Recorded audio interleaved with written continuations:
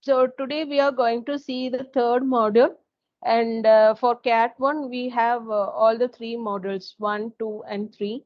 Okay, because we have to set three questions and two set, and for me, like I'm having two slot, so I was not able to manage with two modules. So initially I thought like I will go with two modules, but now as I'm not able to, I'm going for the third module also. So third module, most probably I will try to cover by today and the next class. Okay. Um, so that's my plan. So I'm going for the third module. So your CAT pattern will be three questions.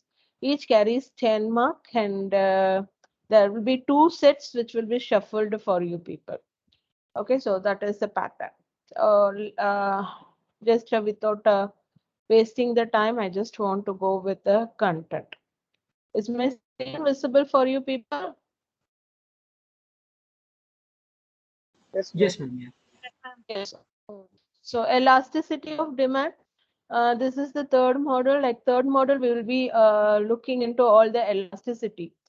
Elasticity is nothing but how far the demand is flexible for the changes that is happening in the market. And again, they relate it with the price, income, of related commodities alone. So the main factors that influences the demand. Okay, so other than that, like the taste preferences and other situational crises and changes that are they don't influence demand to the maximum. Mainly, only these three factors influences the demand. That is the price, income, and the prices of the related commodity. Like it can be a substitute commodity or it can be a complementary commodity. So that is these are the three important factors. So based on that, like when there is changes in this price or income or prices of the related commodity, how it is going to affect the quantity demand in Slides. in a market. Hello. Can you change the slide? It's in the same first page. Yeah, first page only. I didn't move. Okay, okay. Sorry. I didn't move actually. I'm just explaining what is Okay, elasticity. I didn't go to the concept actually. okay. So, so that's the concept. So how we are going to change, like how far this demand is going to be flexible. Like we know it is flexible, but how far it is going to be. So that is what we will be seeing in elasticity of demand. So elasticity is nothing but the proportionate changes of quantity demand to that of price or income or price of related commodity. So it is very simple. So with this, like I'm just going on to the concept. So here the types of elasticity, like as I said, price elasticity we have, which studies about the price and the quantity demanded. Income elasticity, again it studies about the income and the quantity demanded. And cross elasticity, cross elasticity is like the price and quantity demanded only, but of substitute and complementary commodities. Here in price elasticity, just for a normal commodity, how this happens. So elasticity is nothing but how we are reacting, like how, in what proportion or in how much flexible it is towards the variable concept. So that is the elasticity concept. When I talk about types of elasticity, these are the three types. Mainly, these are the three types. But in price elasticity and income elasticity, like we have different types of. So let we go on. Again, this is price elasticity.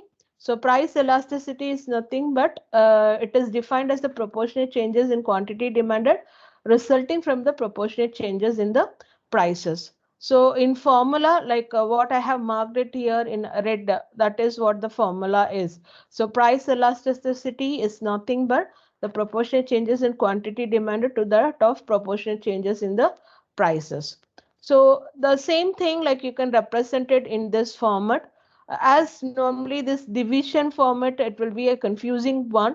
To make it simply, to make it very simple, this is the formula. So you can use the second one, which is a normal formula to calculate the elasticity. So the proportionate changes in quantity demanded is dq by q, and proportionate changes in price is dp by p. And this d represents here the changes in quantity. Like for example, like if I just go on explaining it with a formula, like you will not be able to understand. So if I say like the price of a commodity increases from 5 rupees to 10 rupees, okay, and the quantity demanded decreases from 10 units to 5 rupees, sorry, 10 units to 5 unit. If this is the case, like what is dq is like what is the changes that has happened in the demand. So from 10 units it has come to 5 units. So what is the difference? The difference is 5 unit. So dq is that 5 unit, and dp is the changes that has happened in the prices. So from 5 rupees it has changed to 10 rupees. So again the difference is 5. And p by q, this p is the initial price and the q is the initial quantity demanded. So what is the initial price? So from 5 rupees it has increased to 10. So 5. So 5 is the initial price. Quantity demanded is like from 10 it has come to 5. So initial quantity is 10. So likewise, if you take the values alone and then if you represent, it will be like 5 divided by 5 into 5 divided by 10. So it will be 1 by 2, or like it will be 0.5. So the value will be 0.5, which is the elasticity value. So likewise, you can identify, you can calculate all the elasticity values. So price elasticity, this is the formula. And if you go with income elasticity, in the place of price, like you will be having income. Okay, so wherever you have a p, so in the place of price you will be having income. So income normally it will be represented by y, not I. Okay, I is in economics, it is investment. So I actually, as it is being given to investment, like again an I given to income, it will be getting confused, because in many cases they will be just representing this alphabet to represent the concept. So for that reason, income is represented as y. That you please keep it in mind. Wherever you refer to any of the economic concept, if it is y, it is income only, not like I means it is investment, y means income. That you keep it in mind. So this is how you will be generating the formula. So this is the price elasticity concept. So when I go, this one is like again, uh, elasticity is of three different things: price elasticity, income, and gross. But price elasticity itself, it has a different types of elasticity. So that is what is represented here. Okay, so elasticity equal to 0, which we call it as a perfectly inelastic. Inelastic means there is no changes at all. It is not flexible at all. There is no changes occurring happening in the market. So that is what is inelastic. We know, like from the word itself, we can derive the meaning, like we can understand what is the concept is. So inelastic means no differences at all. So 0, the value will be 0. And if E of P is equal to 1, it means that unit elasticity. So the proportion of changes is same. So throughout it, if it is going to be the same, then you will be having the value as 1. And E of P being infinite, like here we call it as a perfectly elastic. And if it is um, like uh, uh, like less than 1, greater than 0, we say like the demand is inelastic. Like these are relatively elastic and relatively inelastic concept. So mainly there are 5 types of relatively elastic, relatively inelastic, perfectly inelastic, and unit elasticity. So these are the 5 different concepts. So here we have given a gist, but I will tell you like what is the concept is about. So here comes 5 types of price elasticity. So we know that I have tell you, I have said you like all the 5 different types here. So perfectly elastic, perfectly inelastic, likewise. So perfectly elastic demand. So perfectly elastic. Elastic means it is completely flexible, and here it is perfectly elastic means completely flexible. So here you can see like perfectly elastic demand will be an horizontal straight line. Okay.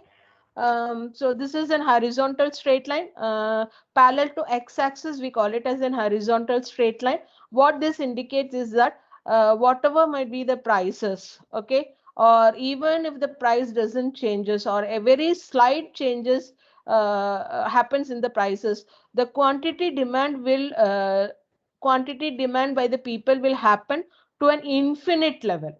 So there will be an infinite changes in, like infinite in the sense, sometimes like we will not be in a position to calculate the value, it will go as infinite. And here they doesn't, like the consumers will not think about the prices, they will just make a demand in the society. Again, this doesn't happens in a normal condition, like it doesn't happens for a normal commodity, as well as it doesn't happens in a normal economy, normal condition economy. It happens only, again, I have already said, like during the period of war, or during the period of depression, or during the period of some crisis in the economy. We know that the people will be having a fear, and there will be some ignorance among them, due to which like they that fear of like not um, going to get the product, like they will have that fear, no, like during the pandemic also we had this fear. So that time what will happen is they will not bother about the prices, whether the prices is low or high. They will not act according to the law of demand, they will just go and try to get as much as possible, and they will try to dump it in their home. Why? Because there is a crisis, or there is a war, or there is a pandemic, due to which like they have a fear that they will not be getting those commodities in near future. So with that fear they will be doing this. So that's why here it will be infinite elasticity, and this again doesn't happens in the normal run, like normal period. And then perfectly inelastic demand. Perfectly inelastic means inelastic, the demand is not going to change, the demand is going to be static, it is going to be the same actually. Like it doesn't depends upon the prices, whatever might be the prices we will be demanding it. So this also, to give an example, like I cannot take any normal commodity, but I can take examples like what to say, salt, like very basic commodity. If I want to take it, I can take an example of salt. Like salt, we cannot say no to it, and at the same time, like we cannot get more of salt and preserve it. Like when it is very cheaper, we cannot get a very huge amount of salt and we cannot preserve it. Why? Because like if it is preserved for a, like we don't have a preservative to preserve the salt for a very longer period of time, it loses its quality, its character actually. So salt is a very good example of inelastic demand. And some likewise, like medicines and all, like you cannot say no to it if it is very costlier. Okay.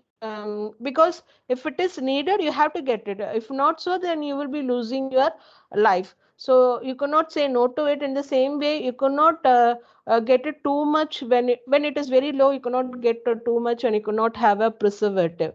So all these things, like it has its own character, through which like we cannot say no to that commodity, or we cannot dump all the commodity in our home. So both the things will is there. So that is these type of commodities will be having a perfectly inelastic demand.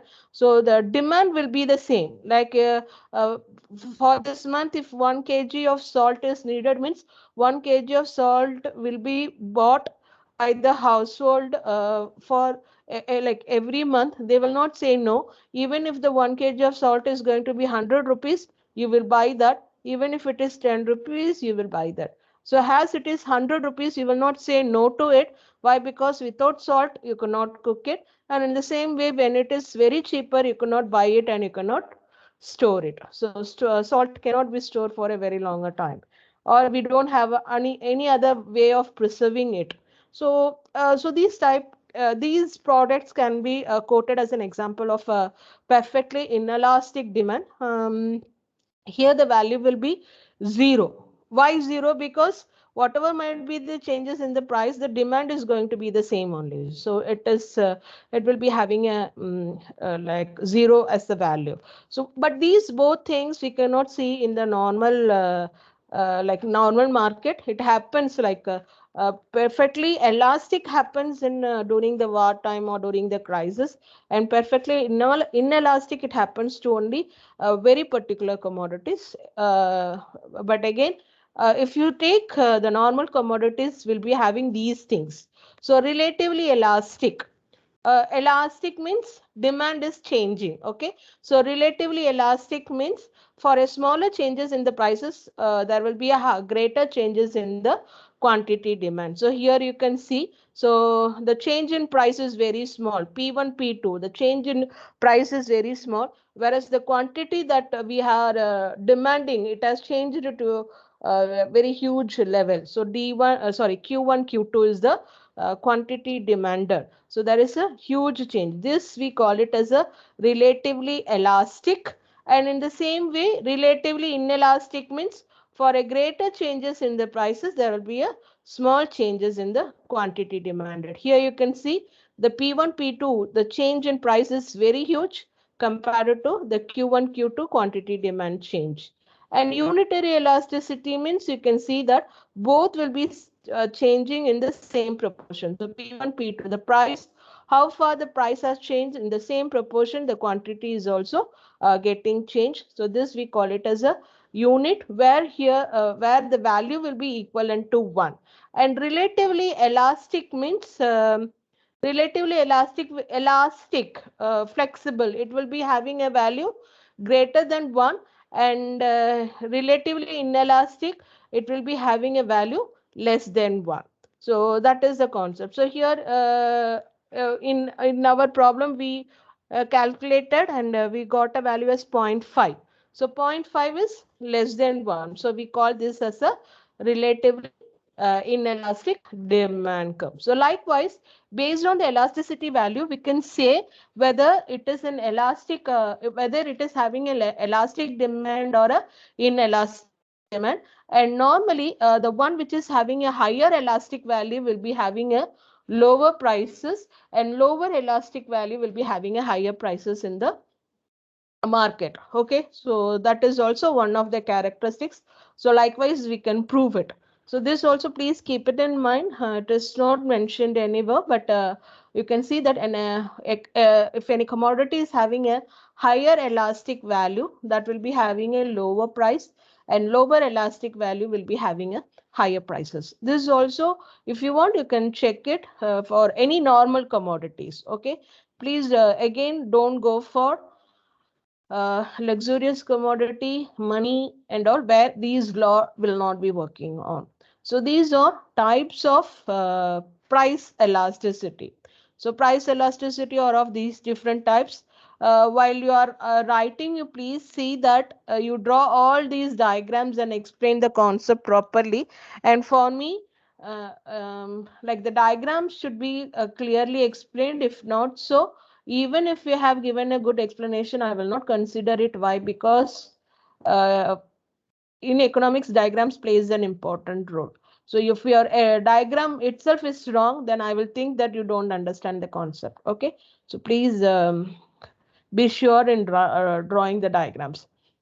So this is what price elasticity is. We have seen all the types. So the next comes income elasticity. So income elasticity, again, as I said, like it studies the relationship between the quantity demanded to that of the changes in the income. So this is a formula you can see here. Okay, so I'm marking it in red so that it becomes easy for you people. So income elasticity is nothing but the proportionate changes in the quantity demanded to that of proportionate changes in income. So the formula, again, it's very simple. Here you can see it is put as E of Y. So it is income elasticity. So Y indicate income. So dQ by Q and dy by Y. So the same formula only. So dQ means changes in the quantity, dy means changes that has happened in the income. Changes, not the new quantity or the new income, how far it has increased or decreased. That changed value only you have to take it. Okay, so if you are going to take it wrongly, then the answer will be wrong. That you please keep it in mind. And Y is the initial income, Q is the initial output. So the same way, like you can use this formula to calculate the income elasticity.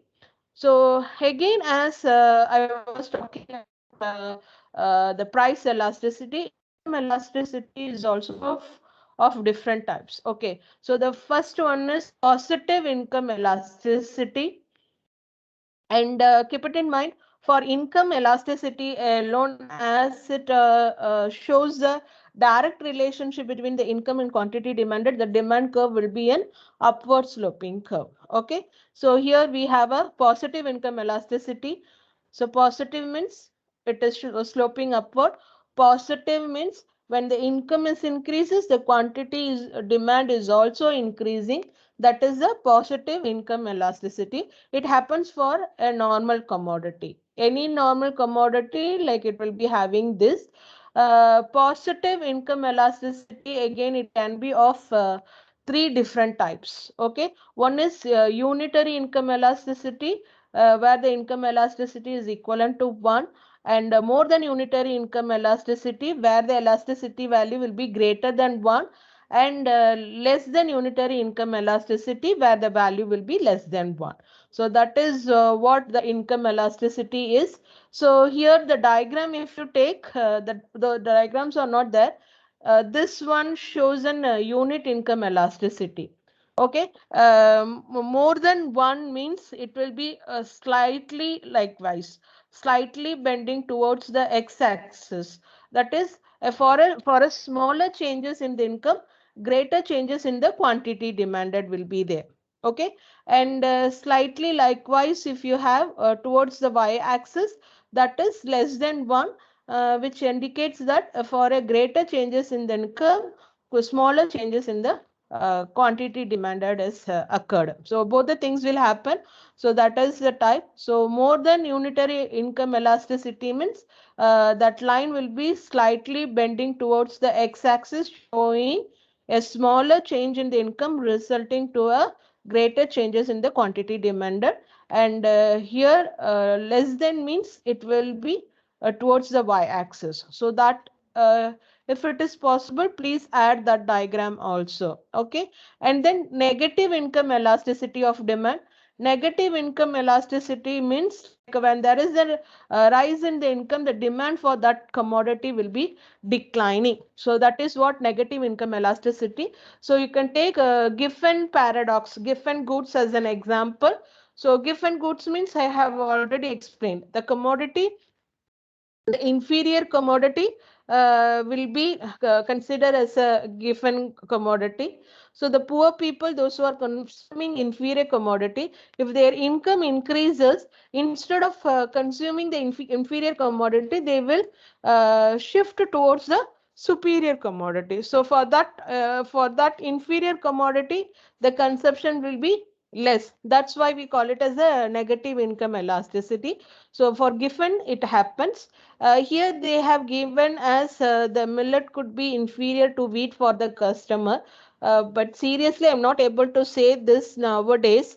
Why? Because nowadays millets, any millets or any these types of items are not nowadays consumed by poor alone. These have become a commodity which has a nutritional value, a health benefit commodities. They are being consumed by every people. That's why I gave an example of ration shop material. Uh, but yeah, you can make a difference. Inferior, you please keep it in mind that the commodities which are consumed by the very poor people only. Okay, so those are called as the inferior commodity. So likewise, you can take an example. So they will have a negative income, and then zero income elasticity. Zero income elasticity means whatever might be the income, the demand is going to be the same. Okay, this one you know. So what is this? Again, like salt can be taken as an example. Whether you are having 100 rupees or 100 rupees in your hand or lakhs to spend on salt, if it is needed only 1 kg for your family, you can buy only 1 kg. So again, you can take this salt as an example for zero income elasticity of demand, which shows that whatever might be the income, the demand is going to be the same, static. And again, these are the different types of income elasticity. So you can just go through this. So income elasticity is also over. So after income elasticity is the gross elasticity. Gross elasticity, as I defined, changes of price of one commodity will be resulting to the quantity demand of the other commodity. So it can be a substitute commodity or it can be a complementary commodity. It can be anything. So here the formula is proportionate changes in the quantity demanded of commodity Y, okay, to that of proportionate changes in the price of X. Why here it is Y and X? Because Y and X are it can be a substitute commodity or Y and X can be a complementary commodity. So based on that, you will be having a different gross elasticity concept. So again, the formula is this. So you can see dq by dq of x divided by dp of y into dp of y by p of y by q of x. Here y and x are the commodities. Okay, if it is substitute commodities, X can be Coke and Y can be Pepsi, or X can be tea, or Y can be coffee. Okay, so that is how you have to take it. Or if it is going to be a complementary commodity, then it should be like X can be ink and Y can be pen, fountain pen, or something like so. Shoe and socks, likewise, it will be different. So that you have to keep it in mind. So it can be of two different commodities. Again, it can be a substitute commodity or a complementary commodity. Again, for that, if I have to take, again, we have different positive, like there will be a positive. Positive means you will be having an upward sloping demand curve. If the curve down, the demand curve is a downward sloping curve, we call it as a negative. Okay, so positive, it will be there. So normally, for which commodity it will be positive? Can you guess? Complementary or substitute?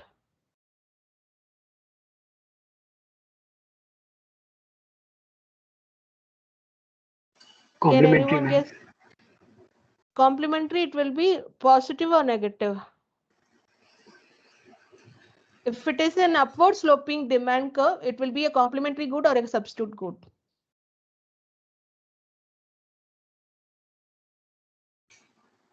Like, for instance, if the price of Yeah, the that pen, is what. The price of Y, Y, for example, you take it as price of Y increases, quantity demand of X increases, then it will be a substitute or complementary.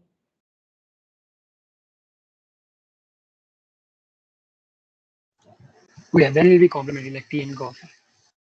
Tea Sorry, and substitute. coffee, substitute. Yeah, Substitute. tea Yeah, and substitute. coffee. Yeah, substitute commodity. So that is the difference. That's all. Okay. So here it is there. That's what I was blocking. I was trying to hide it. Okay. So here positive means it will be a substitute commodity, which will be saying that if the price of coffee increases, demand for tea will increase. So substitute, no. So that is right. For substitute commodity, you will be having an upward sloping demand curve, which we call it as a positive curve. Negative means it will be a complementary commodity where it says that if the price of fountain pen increases, the demand for fountain pen will decline. As a result, for ink also will get decline. So when the price of Y increases, quantity demand of X decreases means then it is a complementary commodity only, and that's why we call it as a negative slope. And there can be a zero, which is like unrelated commodity. Okay, if the price of Y is not going to affect the quantity demand of X, if it is unrelated, this happens. So only these three possibilities are there. So these three are the types of cross elasticity of demand. So this is also done. So these are all the types of elasticity. I have given you the formula also, but we will see the problems in the next class. I want to cover the elasticity of supply also now. Okay, because all are same only. The thing is, we have to understand the relationship and like whether it is a demand or supply side, that we have to understand. If we get that point, it will be very easier for us to get the points. So here also again types of elasticity of supply. Until whatever we saw, it is elasticity of demand. Now we are going to see elasticity of supply. So instead of quantity demanded, we will be putting it as quantity supplied. Okay, that is the thing. Here I'm supply side. Normally we will not be calculating the elastic values, but sometimes they will the producers will be seeing to it. Why? Because they want to fix the prices. So as I said, if any commodity having a high elastic value will be having a low prices, and a low elastic value will be having a high prices, that will be there. So these are the different types of price, the sorry yeah, price elasticity of supply only. So elasticity of supply, we take only price elasticity of supply. So perfectly elastic supply means, here you can see you are having a horizontal straightened elastic supply, horizontal straight line. So there is no need to change in the prices, but the supply will be changing on, or it will be very high or very low. Again, this depends upon the producer, the one who wants to supply his product in the market. So in for a same particular prices, he will be selling more if he's having a social interest. Social interest in the sense, like if he thinks that the people should benefited out of consuming his commodity, then he will be doing it. So he will try to supply more for the same prices, because he just want to serve the people. So whatever the profit that he is going to get from it, that is more than enough for him. So that is the perfectly elastic supply. So the other thing is perfectly inelastic supply. So inelastic supply is again in a vertical straight line, which says that whatever might be the prices, the supplier will be supplying only this much amount. Why? Because that is what is the capacity, that only that much they are having the resources, the raw materials, or that much only they can use the natural resources. If they are going to over use it or over utilize it, then it will be a loss to the nature. So what they will be doing is, they will be using what is needed, and they will not be exploiting overly. So they will supply only to that particular level. So this depends upon the producers. And then highly elastic is the same, like relatively relatively elastic demand, we said, no? So same like that. So highly elastic means the values will be greater than 1. So here you can see, for a small change in the prices, quantity supplied will be very huge. And less elastic means, for a greater changes in the prices, there will be a smaller changes in the quantity supplied. So what they are supplying in the market. And then unit elasticity supply, you can see that elasticity, the change in the price and the supply are in the same proportion. If they are in the same proportion, we call it as a unit elasticity supply. Again, please keep it in mind while drawing this. Here the P1 the change is same like Q1. So that is why we call it as unit elasticity. And here in less than, you can see that P1 gap is more. The change is very high, whereas Q1 gap is less. So that you have to draw. If that is missing, then you have not understood the concept. That is the meaning of it.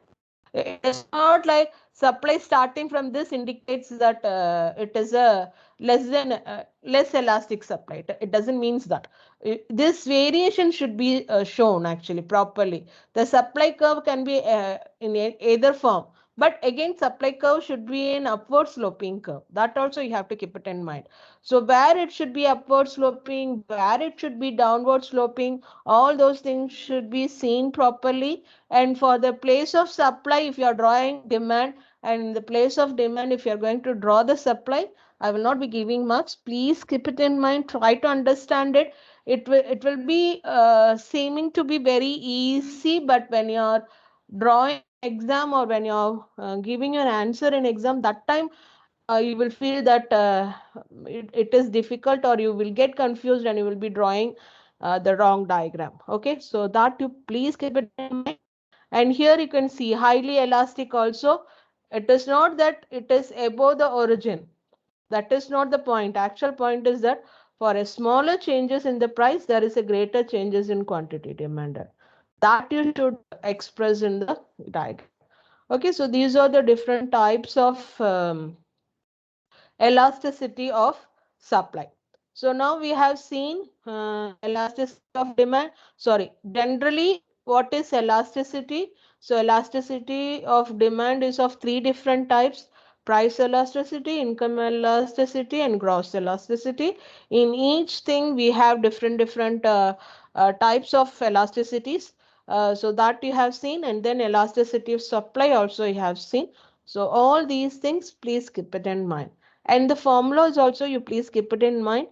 In the next class I will teach you the different methods, and by using some formulas how to calculate the values. I will give some problems to work on. Is it okay? Yes. Is that I'm clear? If you have doubt, Yes, you ma'am. can ask me again. Now you will not be feeling any doubt, but when you are preparing that time, you will get lots of